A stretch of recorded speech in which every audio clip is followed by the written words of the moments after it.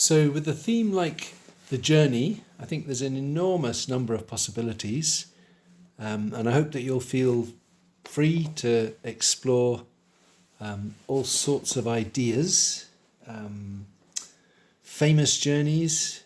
I don't know, thinking biblically, the flight into Egypt, or I'm sure you can think of all sorts of other famous journeys, metaphorical journeys, personal journeys,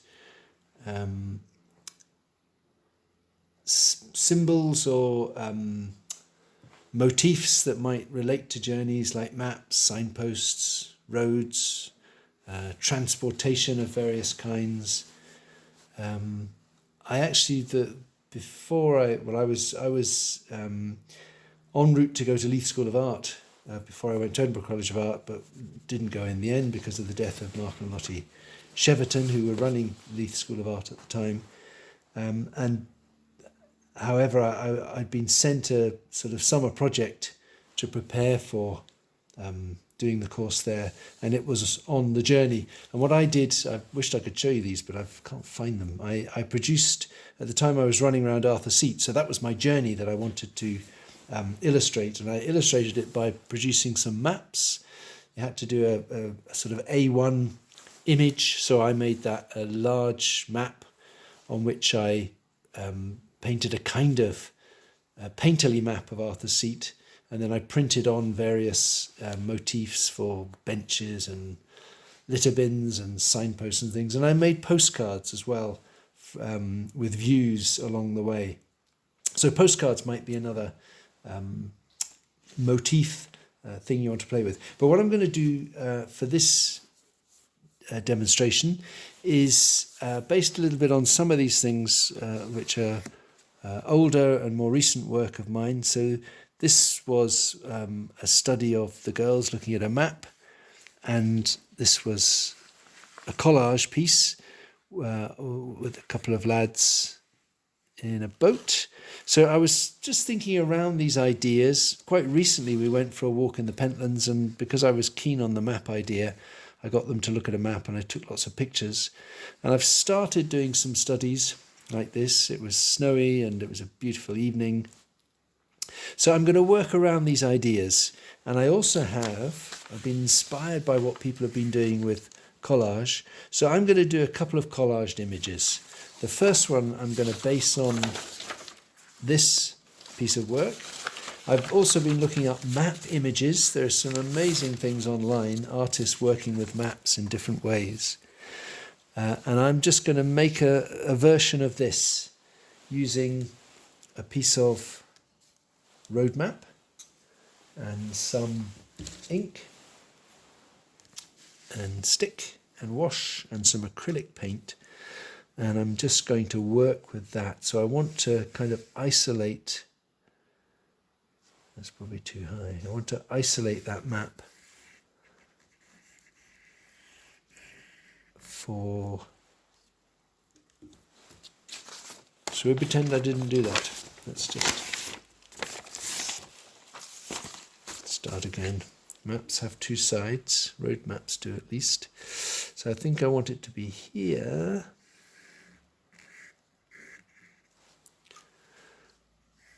So I'm going to draw into the map with some ink, and just as I did with that study that you can see there, I'm going to put on some wash, because I want to get some, I think we've got a hand over here, I want to get some tone into these figures,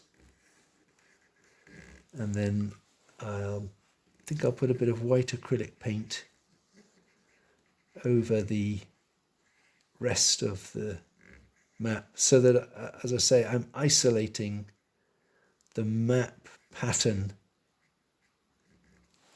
to just one point, which is the map in my new image.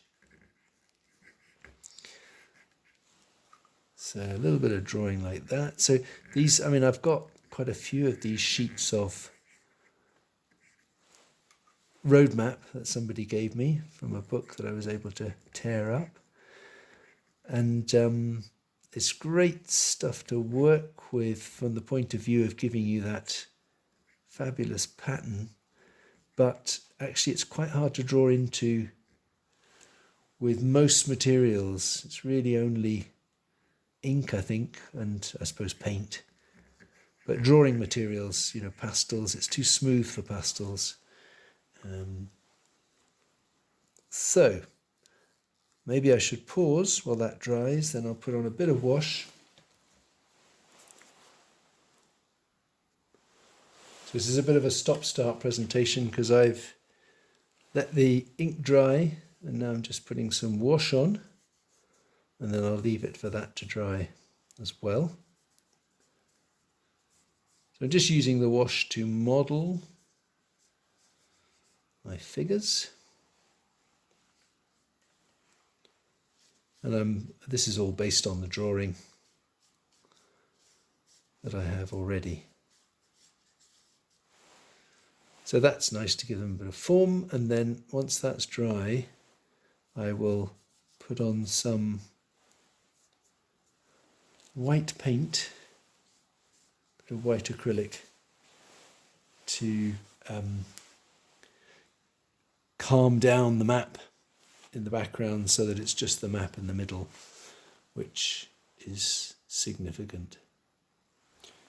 So the last thing I want to do to this image is to apply some acrylic paint, some white acrylic, around these figures so that that map pattern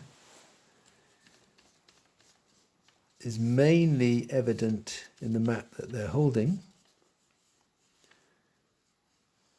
It also appears a bit in the areas of light on these figures. So I'm just wondering about that, whether I should also put some white acrylic on them so that my journeying figures are holding the map with its pattern, but not having the map appear in parts of them.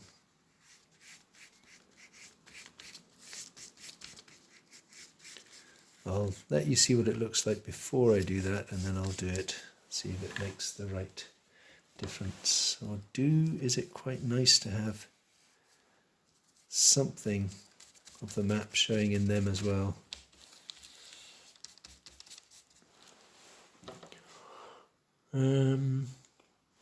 I think it's probably quite good to get some white on here, because actually the map does show through. It's showing through the wash quite strongly. I think it's Ed Fairbairn is the name of the artist, the map artist that I included on the email. He does extraordinary work in where he's isolating a part of a map in the heads that I've seen him produce, rather than blank out the map. No, I think that's better. Rather than blank out, it's nice that the map appears in their shadow areas, but not in their light areas. Rather than blank out the map in the way that I'm doing, he fills in some of they're not squares, but some of the geometry between the roads in his maps around his subject. The ones I've seen are portraits, heads, so that the map pattern is continued, but there's a sort of darker tone around the head or in the hair. He fills in the hair with dark patterns. So that's one possibility. And the second possibility I want to work with is based on this composition. I've just been looking at it again, and you see here I've just did a charcoal sketch. What I was thinking about in terms of the journey theme was obviously the figures and their map, the long shadows, I think add a certain drama. Maybe there's even a narrative. It's evening, so there's a certain urgency to the journey and finding the way. And I've also played around a bit with getting in a signpost. So what I'm going to do on the basis of that was a pastel from a photograph. This is a charcoal from the pastel. On the basis of that, and inspired a bit by some of the collage work that others have been doing, and this is something I did in the past, I want to put together something, again, using a map. So this is what I'm thinking of. So I've got a bit of a road map here, which I'm going to make the base, and then I've torn some, it's got some blue sugar paper. I'll make that my sky, and this study that I did there ended up with quite a yellow sky just because I was doing it on yellow paper. So I thought that was also a thing to work with, get, as I say, the sense of night perhaps, or evening. I tore out a sun, and I also prepared some other bits of collage for the signpost. So what are we going to do? We're going to have that there, going to put my figures up there. Yeah, I think that's what I would do. So I'll pause this just while I glue this down. So I lowered the hills, made them a bit thinner, because thinking about analysing what I've done in the study, I think it's quite important that these figures are skylined, that they stand out against the light sky. So I'm still wondering where I put this. I think if I put that up there, seems to work in the charcoal sketch, but I think it would be better if it was further down. Bit unsure about that, but anyway, be better get it in place so that I can draw the figures. So my next question, of course, would be, am I going to paint this? How am I going to paint this? It would be possible to actually work with some of this paper and seal it, prime it with, say, some PVA and paint on top of the PVA, or there might be another kind of primer, another transparent primer. But because I've got a bit of a mixture of papers here, so it's going to be a battle. This is photocopy paper, which will take the ink very well. This is sugar paper, which is very absorbent, so it'll soak up the ink and it may bleed a bit. And then I've got the shiny map surface. Anyway, and I put the sun there. Well, just got to put them down. I think I want my figures to be, I intended them to be quite small. And I might go back to this drawing, because I think there's a bit more information there. And my figures are definitely silhouettes, but because I can see how well the pastel has worked, and the pastel yellows in particular have worked quite nicely for the light on the figures. I'll probably put some pastel on top of these as well. And I might even put a new bit of map for the actual map in this image. So for this area here. So that's good. Okay, the ink's actually being taken quite well by all the different surfaces. But yes, so if I was going to do this in paint, I wouldn't want to emulate, reproduce the effect of a map. I think that would be well, it would be interesting. It could be done with card and other ways of applying paint, but I'm not sure. I think it could be very time consuming. It wouldn't quite have the effect of a real map.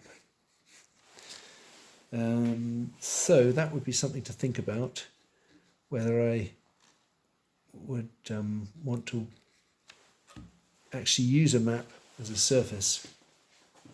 So I think these figures need to be pretty dark, so I'm not going to wait for that to dry. I'm going to use my sponge and fill them in a bit and not worry about picking up some of that wet ink. I won't make them completely solid, but I do want them to be fairly silhouetted. You know, they need to be pretty strong to stand up to all of this other pattern and busyness, and I think their shadows are important to the atmosphere, because again those shadows are going to calm down some of this map.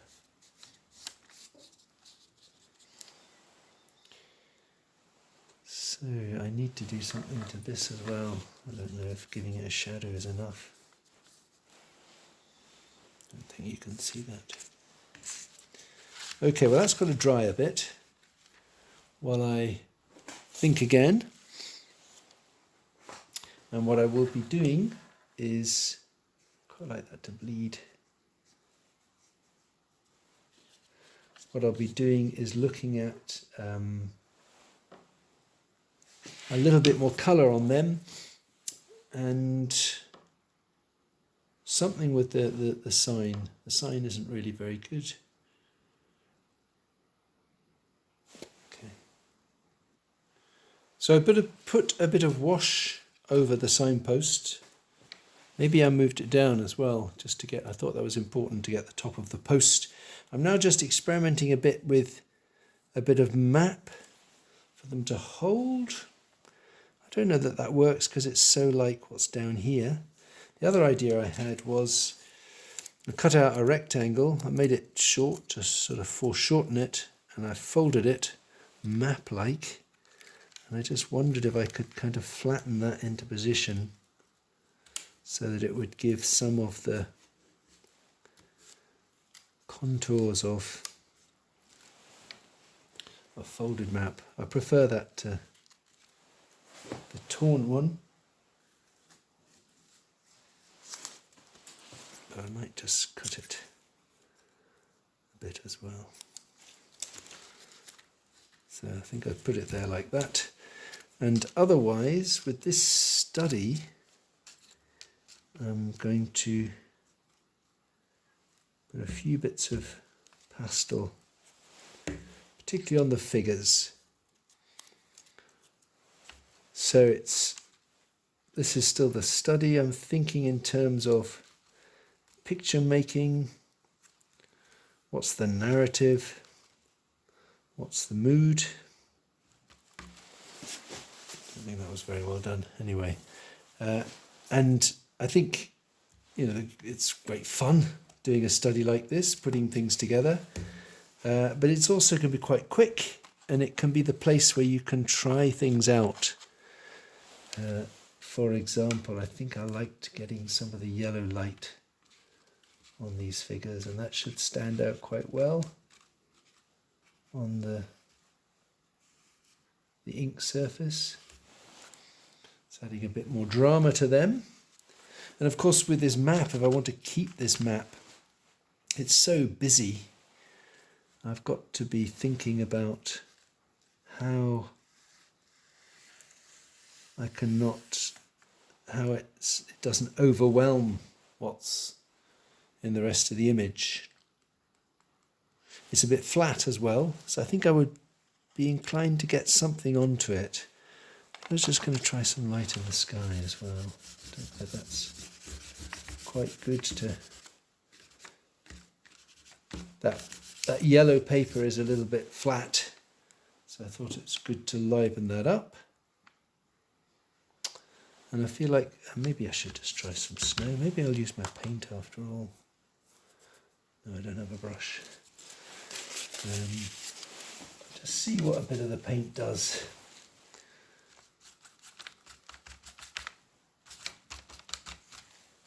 That's actually not too bad. Just to calm the map down a bit, give a sense of distance, but not actually eliminate the map.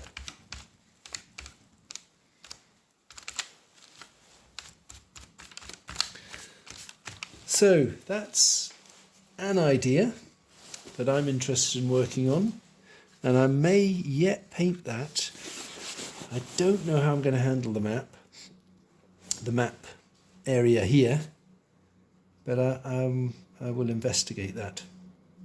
So I hope that is useful to you, to get you thinking. But as I said at the beginning, I hope that you'll feel you can interpret this journey theme in all sorts of ways, and you'll use it as you've done more recent themes to develop your picture making skills, thinking about composition, mood, what is it you want people to understand about your image, what are you trying to convey. It doesn't have to be a narrative. As I say, it can just be a mood or something that will set off associations for people. So using particular elements, in this case associated with the journey, like signposts, maps, roads, means of transportation and so on. And it could be a very short journey, a journey to the shops, or it could be a life's journey. Okay, so I look forward to seeing your ideas on Monday. Bye bye.